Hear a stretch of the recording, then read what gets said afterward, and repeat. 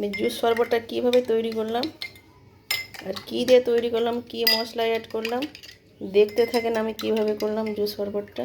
ঠিক আছে, তো দেখতে থাকেন আমি কিভাবে তৈরি করলাম। আসসালামু আলাইকুম। এখানে অর্ধেক তরমুজ আছে, এটাকে আমি চামচের সাহায্যে ছুটিয়ে নিব। দেখো কিভাবে আমি ছুটিয়ে নিচ্ছি। ঠিক আছে, তো দেখো এটাকে আমি ছাড়িয়ে করে নিয়েছি চামচের সাহায্যে। চোখাটাকে ফেলে দিব। এবার এটাকে ব্লেন্ড করে নেব।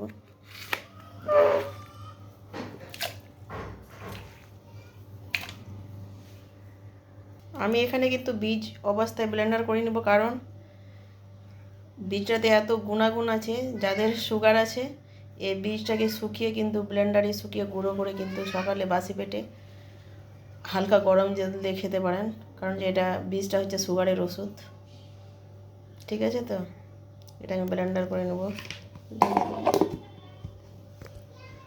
দেখো ব্লেন্ডার করে নিয়েছি, এবার আমি ছেঁকে নিব।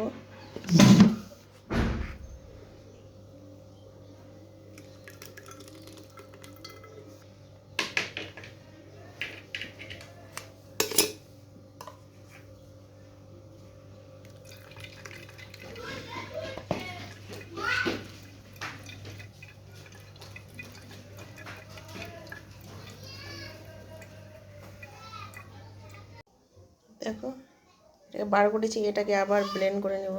ব্লেন্ড করে নিয়েছি, আবার ছেঁকে নেব।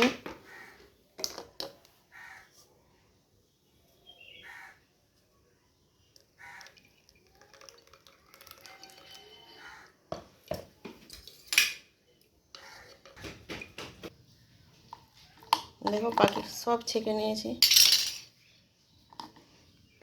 খোসাটাকে ফেলে দেব, এখানে বীজগুলো আছে দেখেন।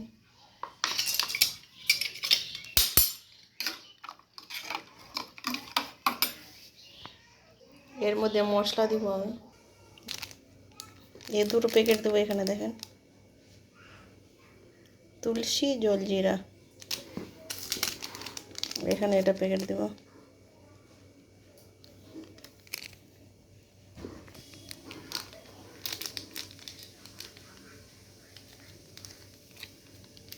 দিয়ে দিলাম, এই প্যাকেটটা দিব। এবার আমি 2 প্যাকেট দিলাম। জুসটা খেতে দারুণ, কিন্তু 2 প্যাকেট দিয়েছি।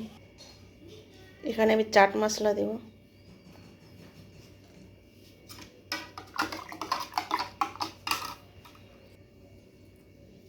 একটু লবণ দিব। দেখেন আমার জুস শরবতটা তৈরি হয়ে গেল। রোজার জন্য স্পেশাল। এটা রোজা ইফতার করার পর খাবেন, কারণ যে এত গরম পড়েছে কি বলবো। আমি দেখাবো এখানে।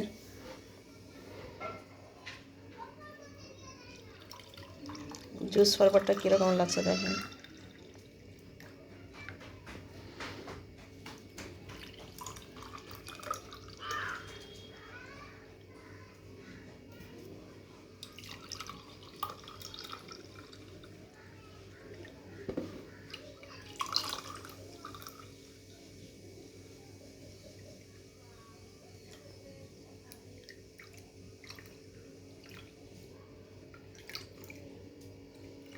এখানে কিন্তু আমার 4 গ্লাস হয়েছে।